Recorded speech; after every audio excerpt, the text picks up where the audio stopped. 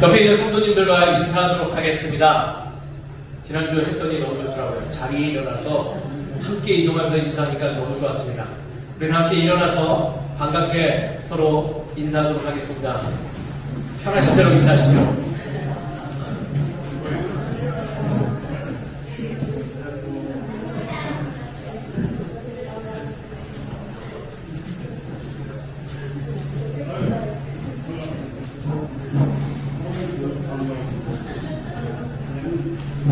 동쪽과 서쪽이 서로 인사를 나누지 않는 것 같습니다. 동쪽과 서쪽은 무슨 분단 가족이신가요? 오늘은 그냥 넘어가도록 하겠습니다. 이 자리를 빌어서 사과의 말씀 드리겠습니다. 제가 제 관리를 하지 못해서 어저께 늦잠을 자고 나가고 결국 그래서 토요일 모임을 하지 못했습니다. 사과드리는 이유는 목회자가 목회한 영역이 분명히 자기 관리가 있음에도 불구하고 느슨해진 부분이 있었던 것 같습니다. 참으로 죄송하고요. 또 너그러운 마음으로 이렇게 이해해 주시고 또 기도해 주셔서 진심으로 감사드립니다. 죄송합니다. 참고로 몸요 아주 좋아졌습니다. 그리고 결심도 했습니다. 앞으로 좀 이상이 있으면 바로바로 병원 가도록 하겠습니다. 괜히 버티다 병만 키워서 어저께 잔소리 어마어마하게 많이 들었습니다. 다시는 그런 일 없도록 일찍 가서 잘 하도록 하겠습니다. 말씀 나누자. 아침에 기분 좋게 일어나면요 하루가 상쾌하고 왠지 기대감이 상승합니다. 다 그러시죠? 안 그런가요? 하지만 요즘 저의 아침은 그리 녹록지 않은 것 같습니다. 상쾌하게 일어날 수 없는 상황 때문이죠. 그 상황이라 하면 아침마다 전쟁이 일어나고 있어요. 두 자녀들이 학교와 유치원을 가야 하는데 이 과정이 매우 심란하기 때문입니다. 분명히 제 아내는 저에게 시집 올 때 정말 아름다운 소녀였는데 요즘 아침마다 그녀의 다른 모습을 보곤 합니다. 그래서 마음이 매우 아파요. 소녀가 아니라 이제는 건달이 돼가고 있는 것 같아요. 저희 아이들은 꼭 늦어도 8시 30분에는 집에서 나가야 됩니다. 하지만 그 시간을 제 기억으로는요 학교를 가기 시작한 그때부터 지금까지 단 한 번도 지켜지지 않은 것 같아요. 그래서 소녀와 같던 저희 아내의 목소리가 언제부터 산적과 같은 함성으로 하루가 시작합니다. 야! 야! 아무리 그 함성이 외쳐져도 저희 두 자녀는 바위 같은 모습으로 바닥에 붙어있죠. 친구류에 누워서 좌로우로 흔들려질 뿐 흔들바위처럼 좀처럼 더 이상 그 자리에서 떠나가지 않으려고 합니다. 그러다 보면 함성은 멈추고 이내 다음 공격이 들어갑니다. 바로 잔소리 공격이죠.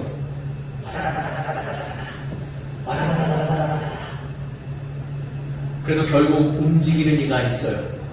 누굴까요? 바로 고릴라 같은 저입니다.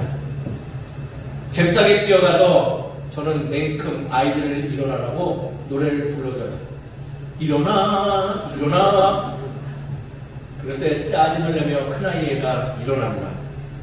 둘째아이는 좀처럼 움직이지 않아서 그때는 바로 저의 손바닥으로 엉덩장을 내려치죠. 그러면 무슨 메뚜기가 파닥파닥거리듯이 확 꿈틀거리면서 둘째도 일어납니다. 상황이 거기서 종료되면 얼마나 좋아요. 엉덩이 맞은 둘째는 징징거리고 큰아이는 멍한 상태로 자신이 지금 달려가야 될 욕실이 아니야 엉뚱한 데를 기웃기웃거리면서 멍한 상태로 아직 몸은 움직이지만 잠은 깨지 않은 상태로 좌로 우로 왔다 갔다 하죠. 한마디로 아비 귀환이에요. 저희 아내는 아들을 3명을 키우는 것 같을 거예요. 저는 고릴라처럼 팔딱팔딱 뛰어다니고 큰아들은 정신을 못 차리고 좌로 우로 지금 왔다 갔다 하고, 둘째는 찡찡거리며 엄마는 사악해, 아빠는 나빴어 외치고 왔다 갔다 하니 그 아침은요 결코 상쾌할 수 없습니다. 그래도 어찌됐든 아이들의 정신을 차리기 위해서 욕실로 보내고 나온 모습을 보면요 또 한 번 충격을 받아요. 최근 큰아들과 작은아들이 멋이라는 걸 알아서 멋쟁이 머리를 한다고 머리에 물을 뒤집어 쓰고 나오거든요. 그러면 머리에서 물방울이 뚝뚝뚝뚝 떨어진 채 갈아입은 옷은 젖어 있고 다시금 옷을 갈아입고 머리를 말리는 그런 상황이 연출됩니다. 그럼 솔직히 그 멋쟁이 머리 2대8 가르마가 정말 저희 두 자녀에게 어울리지 않아요. 그래도 그것을 고집하죠. 결국 8시 30분이 아니라 8시 50분, 심한 경우는 9시 넘어서 잔소리와 더불어서 아내와 두 아이들은 밖으로 나아가집니다. 홀로 남은 저는 멍해지죠. 그리고 자리에 앉아요. 그럼 무슨 일이 일어나냐면 절로 기도가 나옵니다. 아마 주님께서 은혜의 하루를 시작하게 하려고 이런 상황을 겪게 하셨나봐요. 새벽녘에 기도한 것도 부족했는지 오전 기도도 마치고 그러다 보면 아내도 들어오고 일상적인 아침이 됩니다. 근데 무서운 사실 무엇일까요? 내일이면 똑같은 모습이 또 반복된다는 거예요. 왜 이런 일이 날마다 벌어지는 것일까요? 그 이유를 저는 깨달았습니다. 준비하지 않아서 이런 일이 벌어지는구나. 가만보면 두 아이가 하루 전날 저녁에 엄마의 이야기를 듣습니다. 얘들아, 내일 학교 갈 준비, 유치원 갈 준비를 좀 해놓으렴. 그러면요 대답을 아주 기똥차게 해요. 그러나 아무것도 안 하죠. 처음에는 그 준비가 굉장히 많은 줄 알았어요. 근데 보니까 가방을 열고 그냥 책 한 권 넣고 연필이 잘 깎였나 안 깎였나를 보는 게 큰아이의 준비고, 둘째 아이는 더 놀라운 것은 열었다 닫기만 하면 돼요. 이건 유치원이랑 가져갈 게 없기 때문이죠. 준비가 그런데 되어 있지 않아요. 근데 놀라운 일도 간간히 벌어지죠. 소풍날이나 어디엔가 놀러 갈 일이 생기면 새벽 예배보다 더 빨리 일어나요. 그리고 더 무서운 일은 뭔지 아세요? 제가 눈 떠보면 제 앞에 아이들 둘 중에 하나는 눈을 땡글땡글 뜨면서 아빠 일어났어? 라고 새벽녘에 나지막히 말해주는데 호러 영화도 그런 호러 영화가 없어요. 무섭죠. 그런 것을 볼 때 아이들의 마음가짐, 준비성에 따라서 이러한 일이 벌어지고 벌어지지 않음을 발견하죠. 준비, 아주 일상적이고 사소한 건데 참으로 중요한 것 같아요. 왜냐하면 오늘의 말씀도 사실은 그 이야기에 대해서 우리에게 전하고 있기 때문이라는 거죠. 오늘 사실 말씀은 출애굽기의 마지막 장으로서 40장 전체를 통독함이 매우 더 바르게 이해되어져요. 한마디로 오늘의 말씀을 요약하고자면 이러한 내용들이죠. 금송아지 사건, 바로 30장 초반에서 시작한 시내산 밑에서의 금송아지 사건은요, 모세와 이스라엘 백성들을 변화시키기에 충분한 사건이었죠. 그들은 금송아지 사건 이후에 완전히 변화하게 되었어요. 큰일들이 있었잖아요. 첫 번째, 이스라엘 백성들이 자신들의 야성이 드러난 종교성을 보여주었더니 하나님이 원치 않으셨고, 그 결과 모세의 분노, 그리고 그들의 숙청이 시작되었죠. 그러나 그 일로 계기로 회개하고 변화되어져서 두 번째 말씀을 받은 이후에는요, 그들의 자세와 그리고 눈이 변화되었어요. 그래서 발견되어진 게 뭐라고요? 모세 얼굴에 광채가 남을 발견되어졌다는 거죠. 그리고 그들은 이내 하나님과 동행하기 위해서 하나님이 거하실 거룩한 성막을 짓게 되었고, 그 성막의 주인 되실 여호와 하나님께 물었더니 여호와의 전을 하나님의 명령대로 지었고, 오늘 말씀이 무엇이냐? 명령대로 세우며 준비되어진 대로 그 안에 들어감을 기록하고 있다는 것. 아주 일상적이고 아주 간단한 이야기예요. 무엇하였다? 하나님과 동행하기 위해서 거룩한 전을 지었는데, 그 전의 주인이 되실 여호와 하나님의 뜻에 따라 전을 세우고 그 전에 들어가기 위해 많은 이들이 준비하고 준비된 모습으로 들어갔다라는 거예요. 키워드가 보이시죠? 하나님의 명령대로, 그리고 그 명령을 실행한 대로 이루어졌더니 그것이 무엇이 되었다? 거룩한 전이 되고, 지금으로 말하면 예배가 되었다. 말씀은 성막에 임하는 이스라엘 백성들의 모습을 이야기하며 가장 크게 강조하는 것은 이스라엘 백성들의 예물의 헌신, 노력을 말하기보다는 하나님의 의에 의해서 지어졌고 그 의를 위하여 준비된 모습으로 입성하였다는 것을 강조하고 있는 거예요. 그래서 하나님의 전은 오직 그 주인의 뜻에 따라 세워졌음을 기억하고, 그 주인의 전에 들어감에 있어서 우리가 행해야 될 것은 우리 안에 준비된 모습, 준비된 예배자의 자세가 있어야 됨을 강조하고 있다는 거죠. 쉽게 표현해서 지금 내 집 들어가는 게 아니에요. 주인의 전에 들어감에 있어서 경건하고 진정된 모습으로 나아감이 바른 모습인 것을 이야기하고 있다는 거예요. 거룩한 전에 들어감에 있어서, 예배에 참여함에 있어서 우리가 잊지 말아야 될 가장 중요한 핵심은 무엇이다? 우리가 그 집에 들어갈 준비가 되어져 있는지를 살펴보는 것이 매우 중요한 일이다라고 말씀이 우리에게 명확하게 이야기하고 있다.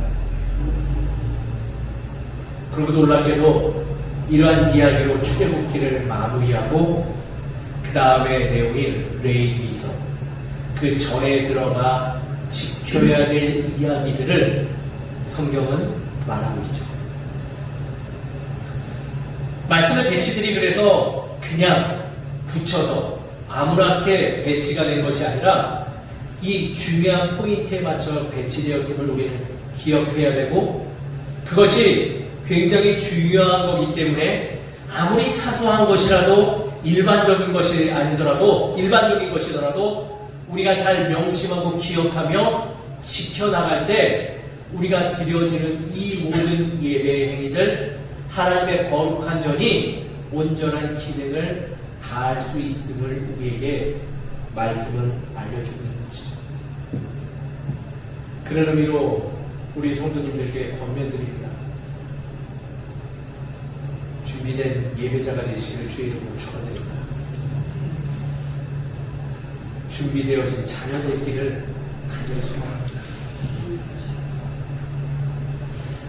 아주 일반적인 이야기예요. 굳이 설명드리지 않아도 쉽게 알 수 있는 내용들이죠. 그러나 이 이야기가 말씀에서 계속 반복적으로 나온다는 것은요, 이 기초가, 이 사소한 것이 매우 우리를 중요하게 만들어가며 하나님의 나라를 나아가는 하나님 나라의 열쇠가 될 수 있음을 우리는 깨달아야 됩니다. 그래서 일반적으로 이 사항들, 이 준비되어진 자세, 준비라는 이 내용을 우리가 기억하고 있는지 날마다 점검하고 매 순간마다 점검되어진 가운데 예배에 참여해야지 우리가 그토록 원한 매주 드려지는 예배가 되는 거고, 우리의 삶에 하나님 나라가 이미 일찍이 도래했음을 발견할 수 있음을 우리는 반드시 깨달아야 될 줄 믿습니다. 그를 위해서 우리 안에 그 순종된 준비가 있는지 점검하는 우리 모두가 되기를 간절히 소망합니다. 우리의 바램과 소망이 있음에도 불구하고 사실 우리는 준비되지 않은 부분들이 너무 많이 있습니다. 예배에 참여함에 있어서 가장 중요한 기초가 준비된 마음임에도 불구하고 그것을 결여한 채 참여되는 경우가 종종 발생하고 있죠. 그렇다면 그 준비함이라는 것이 무엇을 해야 되는 것일까요? 이런 것들일까요? 예배 전에 와서 기도한다? 어떻게 생각하세요? 예배 전에 와서 찬양한다? 아니면 예배 전에 와서 안내지를 살펴보고 다른 이들과 교제를 한다? 물론 이러한 모습들 준비라 할 수 있을 것이고, 그리고 참 없는 것보다 소유한 것이 더 올바른 모습이며 좋은 모습일 것입니다. 그러나 이 준비만이 다가 아니에요. 예전에 한 어르신이 있었어요.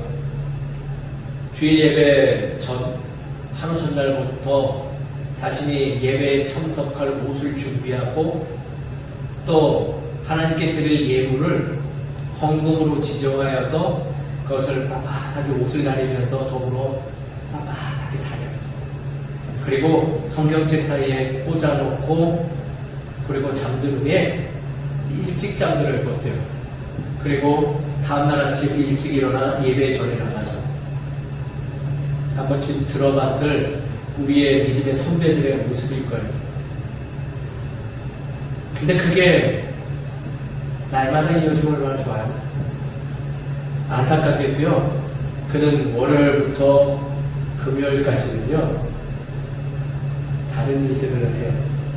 말씀과는 전혀 관계도 없고 그냥 소위 말해서 그냥 먹고 사는 거에 충실한 나머지 월요일부터 금요일까지 열심히 일한 것만이 아니라 누군가의 생명을 착취하고 누군가의 죽어감을 방치하는 삶을 날마다 살아가고 그것이 당연한 줄 여기고 오는 분이 계시죠. 저녁이 되면 또 하루에 열심을 다한 것 때문에 자신을 위로하고자 음주가무에 열심을 다하죠.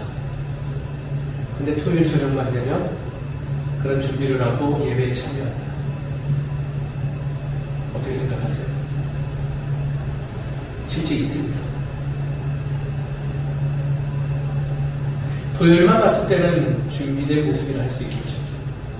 그러나 그의 삶을 보면요, 준비되어진 걸까라는 의문부호가 붙죠. 나름 열심을 다한 준비된 모습이지만 완성되어지지 못한 준비가 아닌가라는 우리 안에 질문이 생기죠. 이 모습을 우리에게 질문하고자 합니다. 우리는 어떻게 준비되어진 삶을 살아가고 있는지. 그 질문에 자유로운이 한 명도 없을 거예요. 그렇다면 말씀에서 말하는 준비란 무엇일까? 이거는 멀리 갈 필요도 없어요. 어떤 개인의 모습을 들어 세상적인 지식을 가지고 제시할 필요 없죠. 놀랍게도 말씀에 우리가 따라야 될 롤모델의 본이 되신 분이 계세요. 누구일까요? 바로 신약에 나오는 예수 그리스도의 모습이죠. 누가복음 22장 39절을 보면요, 참으로 어떻게 이렇게 매번 읽지만은 보이지 않았던 단어가 하나 있어요. 바로 누가복음 22장 39절의 말씀은요, 십자가의 사역을 앞두고 감람산에서 기도하시는 예수의 모습을 기록하고 있는데, 거기에 이러한 말씀이 있죠. 예수께서 나가사 습관을 쫓아 라고 기록되어 있습니다. 무엇을 쫓아요? 습관. 한글로 습관인데 헬라어 원어로 보면요, 습관이 아니라 더 우리가 공감할 수 있는 내용이 있어요. 하던 대로, 일상적으로.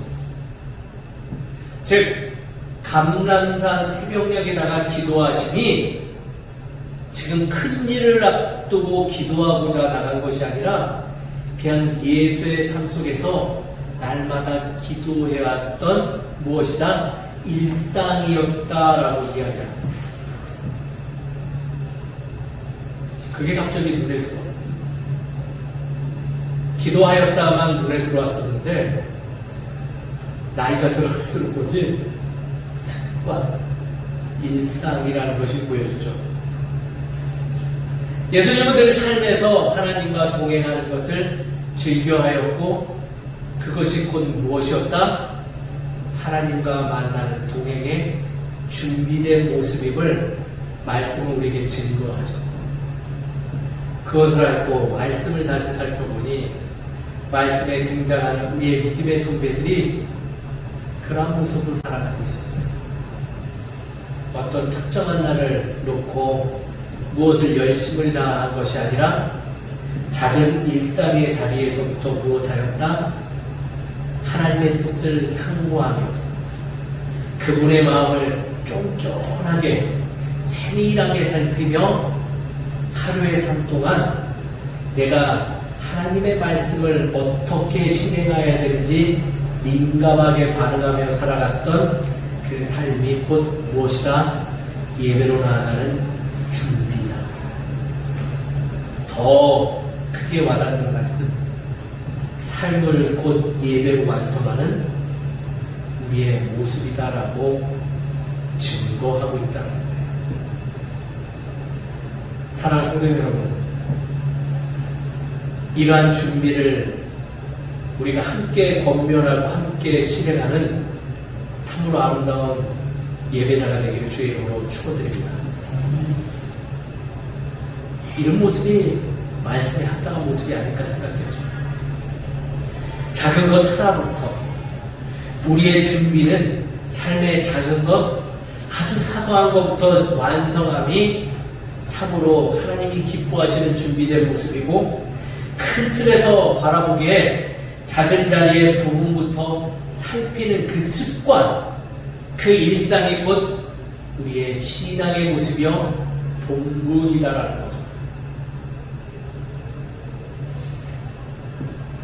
저 문을 들어와 예배를 준비하는 기도의 모습, 참으로 좋은 모습입니다.